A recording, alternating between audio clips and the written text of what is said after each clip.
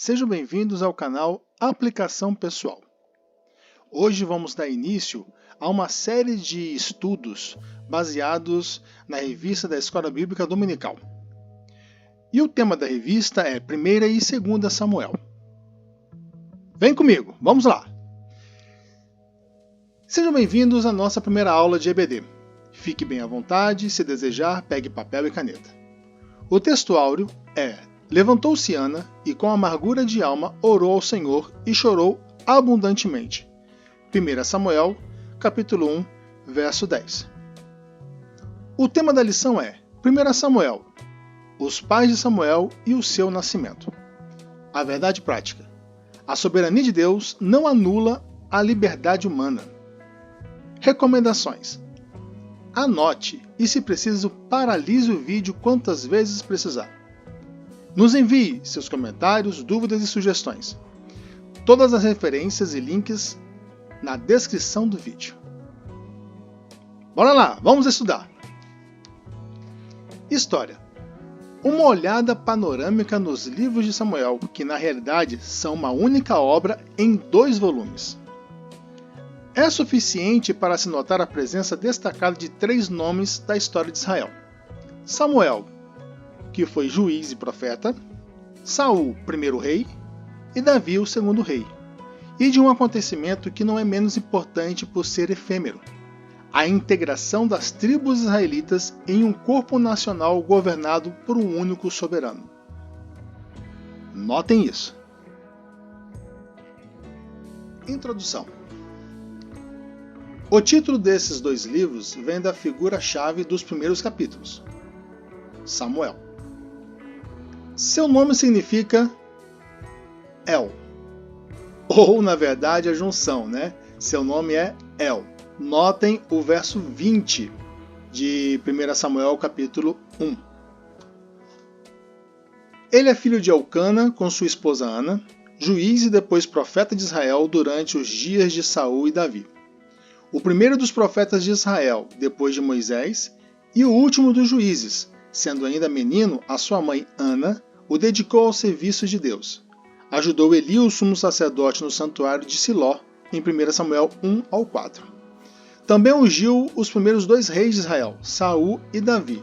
Também as referências na tela. O objetivo dos livros é mostrar a transição do período de juízes para a monarquia. Os livros abrangem mais ou menos 130 anos, contados desde o último juiz até a consolidação do reinado de Davi. A autoria do livro é atribuída ao próprio juiz e profeta Samuel, que viveu em 1130 a 1035 a.C. Como sua morte é registrada no final do primeiro livro, é possível que o restante da narrativa tenha sido participação dos profetas Natã e Gabe. Ou Gad, né?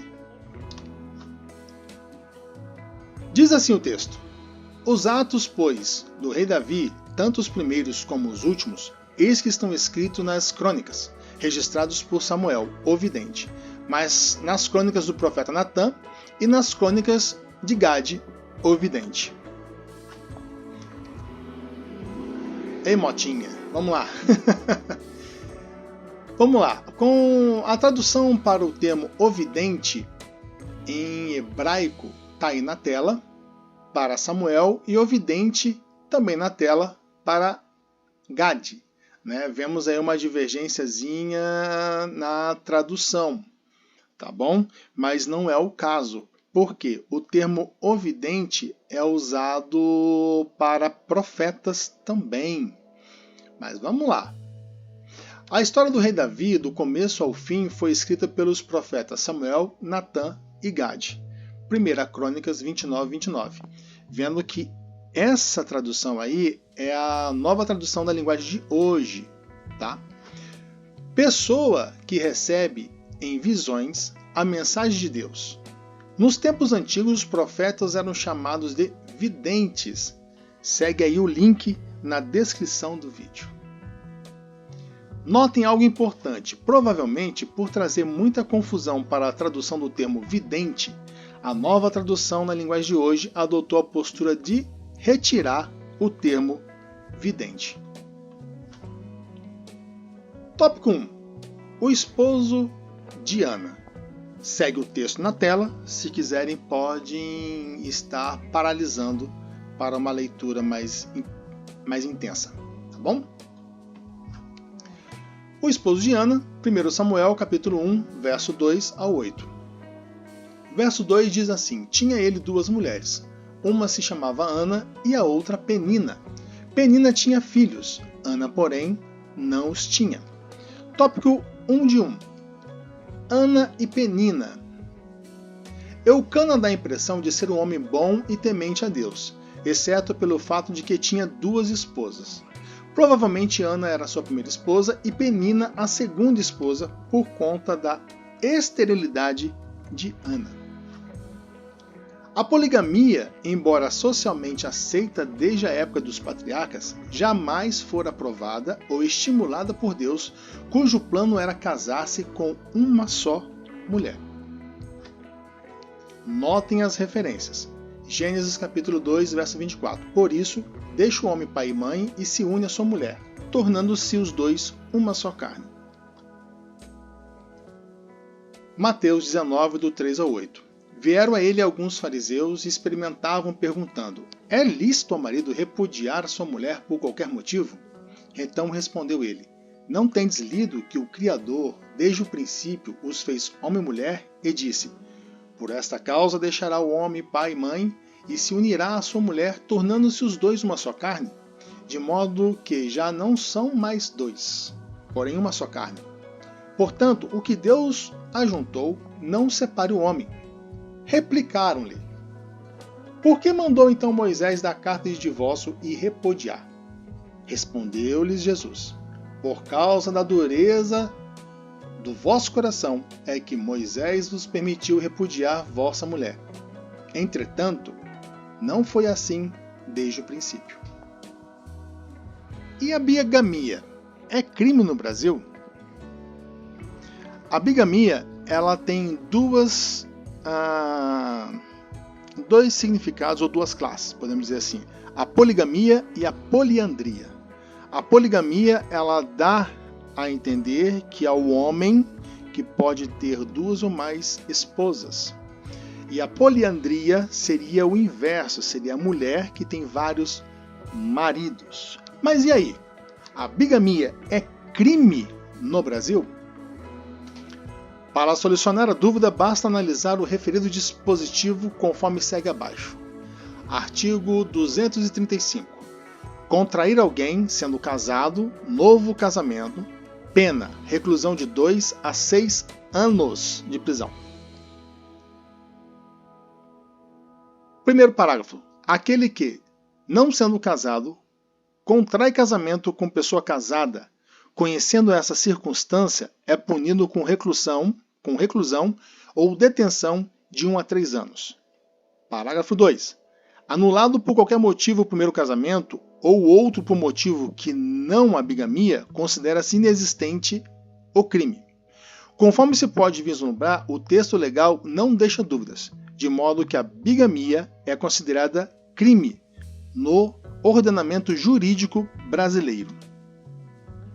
Ademais, é importante frisar que a legislação penal o classifica como um dos crimes contra a família e, mais especificamente, contra o casamento. Link no vídeo. Lembremos das complicações para Abraão, Jacó, Davi, Salomão e outros que adotaram tal relacionamento. Notem em Êxodo capítulo 21, do 1 ao 11, onde pela lei de Moisés, para proteger a mulher, escrava, desposada ou filha de escrava. Lei acerca dos servos, temos 2 situações. Referência em Deuteronômio 15, do verso 12 ao 18. A primeira situação está no verso 1 até o verso 6. O escravo, esposa do escravo ou filhos do escravo. Diz assim o verso 1. São estes os estatutos que lhes proporás. Se comprares um escravo hebreu, 6 anos servirás, mas ao 7º sairá forro de graça. Se entrou solteiro, sozinho sairá. Se era homem casado, com ele sairá sua mulher. Se o seu senhor lhe der mulher, ao servo, ok? Aqui está dizendo ao servo, e ela der à luz o filho e filhas, a mulher e seus filhos serão do seu senhor, e ele sairá sozinho. Porém, se o escravo expressamente disser, eu amo meu senhor, minha mulher e meus filhos, não quero sair em forno, então o seu senhor o levará aos juízes e o fará chegar à porta ou à ombreira, e o seu senhor lhe furará a orelha com uma sovela, e ele o servirá para sempre. Para quem não sabe o que significa forro, ok? Ele é um adjetivo, está aí na tela para que vocês possam avaliar. A segunda situação é do verso 7 ao verso 11, que diz respeito à escrava, de escrava a esposa e esposa de seu filho, no caso, uma nora, que vem a ser escrava. Verso 7. Se o homem vender sua filha para ser escrava, esta não lhe sairá como saem os escravos, pois as mulheres não tinham o mesmo direito que homens. O verso 8. Se ela não agradar ao seu senhor, que se comprometeu a desposá-la, casar com ela, ele terá que permitir-lhe o resgate, valor em grana, como um dote de casamento. Não poderá vendê-la a um povo estranho, pois será isso deslealdade para com ela. Mas, se a casar com seu filho, tratá-la como se trata as filhas. Se ele der ao filho outra mulher, não diminuirá o mantimento da primeira, nem os seus vestidos, nem os seus direitos conjugais. Se não lhe fizer essas três coisas, ela sairá sem retribuição, nem pagamento em dinheiro. Notem a preocupação, de Moisés para com até a situação de escravos dentro do povo hebreu. Vamos lá. Um marido que teme a Deus. Verso 3. Este homem subia da sua cidade de ano em ano a adorar e a sacrificar o Senhor dos Exércitos, em Siló. Estavam ali os dois filhos de Eli, Hofni e Finéias, como sacerdotes do Senhor. Notem aí a imagem ao lado. Eu fiz um círculo e uma seta para mostrar as terras de Efraim, e logo em cima ali tem a cidade de Silo. Tá bom? Eucana, o cabeça da família, servo fiel, supridor da casa, condutor da família a Deus com frequência em uma caminhada de 25 a 30 quilômetros. Isso era a distância entre as montanhas das terras de Efraim até Siló. Coloquei abaixo também aí a imagem no Google Maps que mostra a distância da igreja onde eu congrego até a cidade de Taubaté. Para os irmãos terem uma ideia, para que vocês possam ter uma ideia, ali tem mais ou menos 37 quilômetros de distância até o centro de Taubaté. Esse é o caminho que Eucana fazia com a sua família até a cidade de Siló para ofertar ao Senhor. Eucana revela-se um homem responsável pela vida espiritual de sua casa. Interessante isso. Um marido que ama e apoia. Verso 8. Vimos o problema causado pela poligamia à casa de Eucana. Mas apesar disso, vimos uma atitude de dedicação a Ana e de renúncia quanto ao seu filho Samuel. Esse termo renúncia a gente vai abordar mais no final da lição, tá bom? Vamos lá. Para quem não sabe o que significa renúncia, tá aí no card em amarelo. Qual é a maior exigência bíblica aos maridos? Que amem suas esposas. Não existe espiritualidade no homem que não tenha essa qualidade de amar a sua esposa. Esterilidade provoca desgaste no presente século. Imagine na época onde era considerado punição divina. No quadro branco está aí as causas de infertilidade no sexo feminino. A gente sabe também que no sexo masculino também tem as causas de infertilidade. Mas no caso aqui, como nós estamos falando de Ana, o card branco está falando sobre infertilidade do sexo feminino. Observe a preocupação em amparar Ana. Ele estava atento às atitudes de sua esposa. Uma queixa comum em aconselhamentos é: meu esposo não me percebe. Alô, homens! Prestem atenção nas suas esposas. Às vezes elas estão gritando por socorro e você não está atento. Olha aí o card em azul. Você me ouve, porém não me escuta. Atenção, homens! Vocês têm que amar as suas esposas como Cristo amou a sua igreja. Mais para frente a gente faz um estudo sobre isso. Vamos lá. Maridos companheiros não abandonam suas esposas em meio às enfermidades. A oração de Ana, 1 Samuel, capítulo 1, verso 10 ao 16. Alguém disse que oração é o lugar onde vamos quando não sabemos o que fazer. Ralph Waldo Emerson, um poeta e ensaísta americano do século XIX. Mas não há evidências de que ele tenha realmente dito isso. A origem da frase é desconhecida. Tópico 2.1. A oração intensa. Está no verso 10. O texto diz: com amargura de alma orou ao Senhor. Isso diz que não foi uma oração metódica, ensaiada, desatenta e meritória, mas sim confiante. Olha que coisa interessante. Vamos fazer aqui por tópicos? Vamos lá. O que seria... Isso diz que não foi uma oração metódica. Quer dizer o quê? Quem realiza alguma coisa seguindo os métodos, regras, normas. A gente pode então tirar a conclusão que a oração de Ana não foi metódica. Por quê? Não existia um método, não era algo repetitivo, não existe regras ou normas. Ela simplesmente abriu o seu coração. E isso é fantástico. Vai falar também que não foi ensaiado. Note que que o significado para ensaiada é o mesmo que mascarado. Não foi uma oração mascarada, cheia de eloquência, cheia de preocupações. Não. Ana foi sincera, ela foi confiante. Vamos lá, continuando. Ela não fez uma oração desatenta. Até mesmo porque na hora que ela estava orando, ela ouviu Eli falar com ela, perguntando se ela não estaria embriagada. Olha que coisa interessante. Então, ela não estava fazendo uma oração desatenta, ela estava prestando atenção em cada palavra que ela falava, em cada palavra que ela soltava, em cada gemido de dor que ela tinha, ela estava prestando atenção.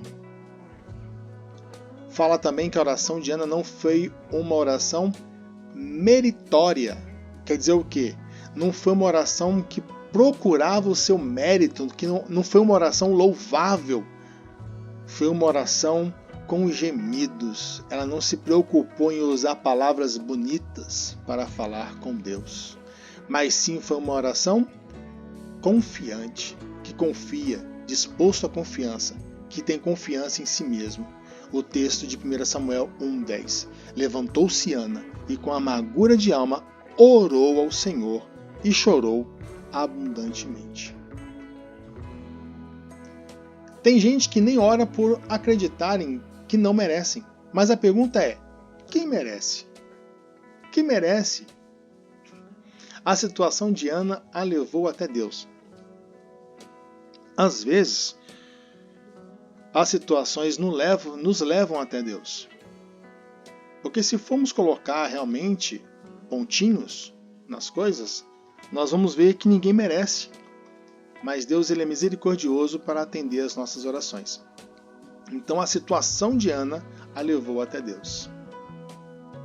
Atenção aos detalhes. O milagre só acontece quando as opções se acabam. Note, enquanto a pessoa tiver recurso, ela não recorre a Deus. Quando os recursos dessa pessoa acabam, quando os recursos dessa pessoa acabam, ela recorre a Deus. O milagre só acontece quando as opções acabam. A oração não é apenas um ato ou atitude, é o derramar da alma. Notem o verso 16. Se formos avaliar o verso 16, a gente vai ver lá que Ana fala que estava com excesso de ansiedade. E aqui a gente para um pouquinho para a gente poder conversar sobre ansiedade. O que as pessoas entendem por ansiedade. Às vezes a ansiedade vem como impaciência e desejo que algo aconteça, e não é essa a realidade. A ansiedade de Ana poderia ser insônias por aflições impostas pela sua rival Penina.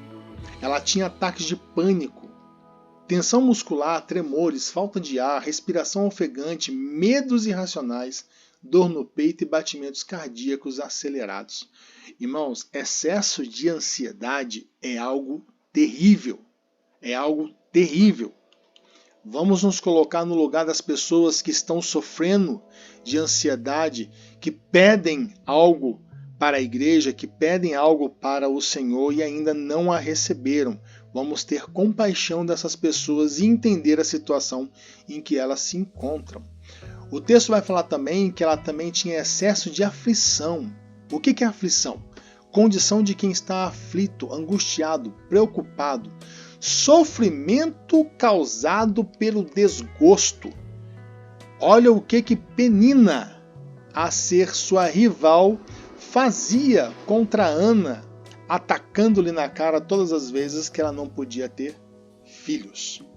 E muitas das vezes isso acontece no nosso meio, com as pessoas a quem a gente ama, toda vez que a gente aponta e ataca na cara das pessoas os seus defeitos. Vamos prestar atenção. Uma aplicação pessoal. Precisamos ser pessoas cada vez melhores. Como está a nossa vida de oração? Eita, essa é uma ótima pergunta. Uma oração longa, verso 12.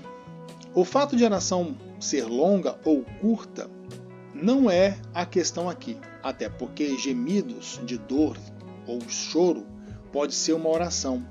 Mas o que é mais importante na oração, então? O diálogo. Ser sincero. Abrir o seu coração para com Deus. A extensão da oração não deve ser medida como boa, mas uma oração longa pode revelar dor, angústia e desespero de alma. Esse foi o caso de Ana. Cuidado com as desculpas para não orar. Lembrem, diálogo com Deus. Então você não tem desculpa para não orar, hein? Você tem que falar com Deus. A oração não gasta tempo, mas poupa nosso tempo e esforço. Eis aqui uma coisa interessantíssima. Se tivéssemos orado mais, talvez não teria perdido tempo agora com um negócio fracassado. Quantas vezes, né? Quantas e quantas vezes a gente se arrependeu de ter feito alguma coisa porque não buscou a Deus em primeiro lugar, porque não orou o bastante para tomar uma decisão e a decisão que você tomou deu errado. Olha que situação. Uma oração sincera, verso 16. Característica da oração de Ana, sinceridade.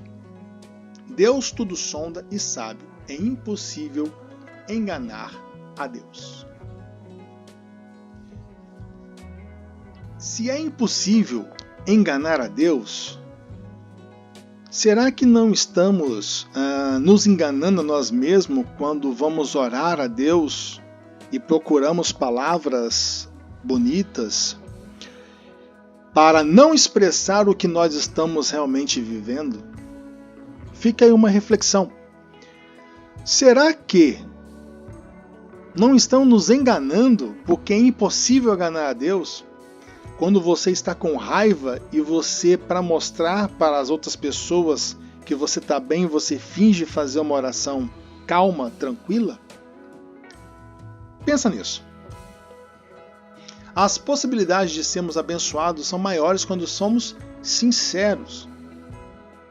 Como falamos, é impossível enganar a Deus. E é aqui que talvez fracassamos. onde não temos a sinceridade de orar e expressar nossos sentimentos, você correria o risco de ser mal interpretado por conta de sua sinceridade? Olha o verso 14 aí embaixo aí, ó.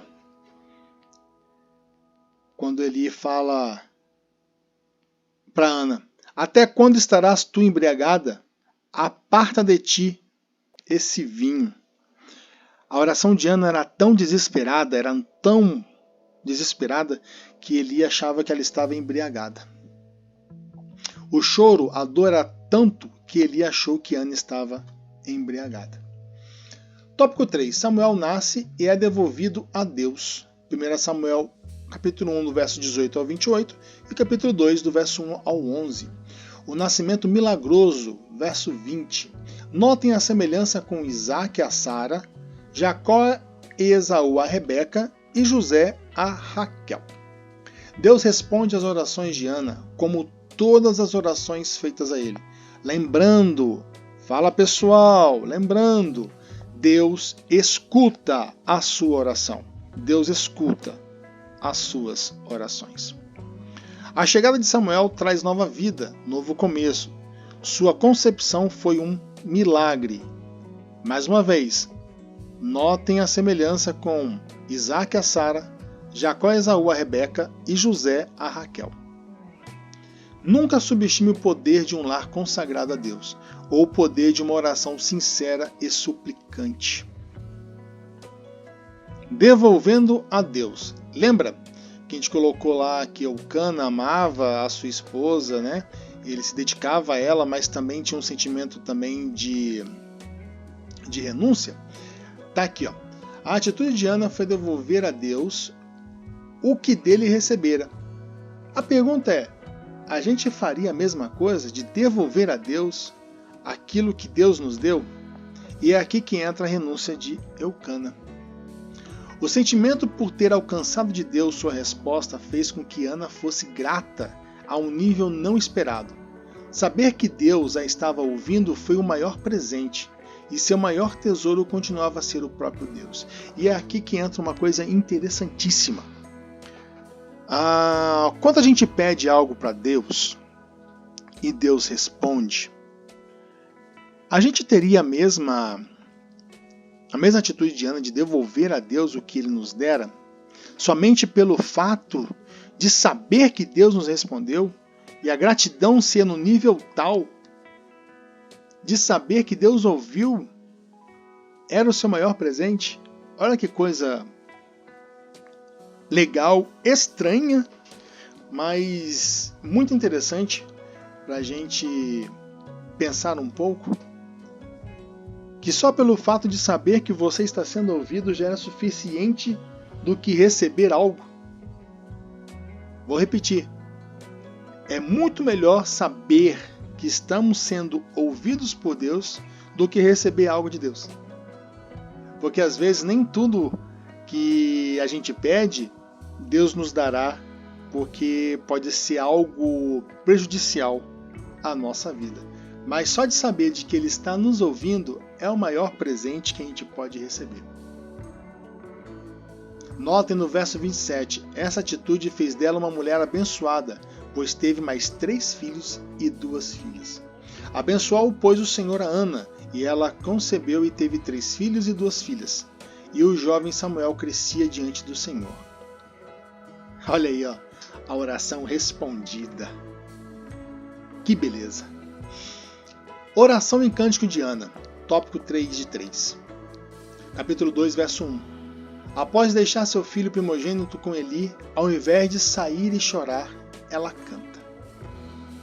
O mundo não entende essa relação entre passar prova e cantar, lutar e cantar, estar preso e cantar. Então eu te convido, cante louvores a Deus, cante louvores ao seu Senhor. Olha os exemplos aí, ó. Mateus capítulo 26, verso 30. Jesus cantando o hino antes de ser crucificado. E tendo cantado o hino, saíram para o Monte das Oliveiras. Por volta da meia-noite, Paulo e Silas oravam e cantavam louvores a Deus. Atos 16, 25. Lembrando que Paulo e Silas estavam onde? Onde Paulo e Silas estavam? Na prisão. Eles oravam e cantavam louvores a Deus.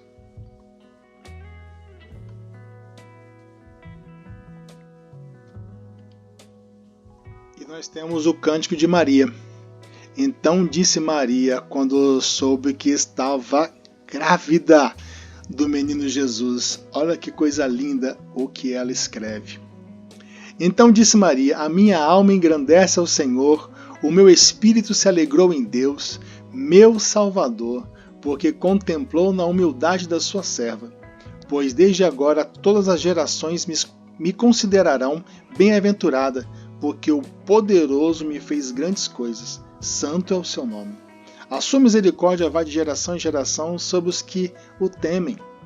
Agiu com seu braço valorosamente, dispersou os que no coração alimentavam pensamentos soberbos, derribou o seu trono e os poderosos e exaltou os humildes, encheu de bens os famintos e despediu vazios os ricos.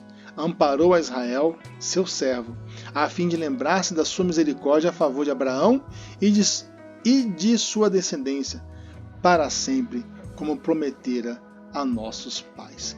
Olha que cântico lindo que Maria fez ao saber que estava grávida de Deus. Olha só que coisa linda. Olha o reconhecimento por ela ser uma pessoa humilde, de que Deus não contemplou pessoas ricas, né, e soberbas de coração, mas contemplou uma pessoa humilde. Olha que coisa linda. É muito bonito. E vamos lá, aplicação pessoal. A oração é uma das formas de participação dos atos soberanos de Deus na história. Como está a nossa vida de oração? Quanto tempo é visto em oração? Temos prazer nessa prática? Ficam essas 3 perguntas para a gente aplicar pessoalmente, para que a gente possa discutir e pensar um pouco sobre como está a nossa vida de oração. Tá bom? Deus abençoe a sua vida, espero que vocês tenham gostado e até a nossa próxima aula, que vai ser semanal, tá bom? Deus abençoe, até a próxima, em nome de Jesus.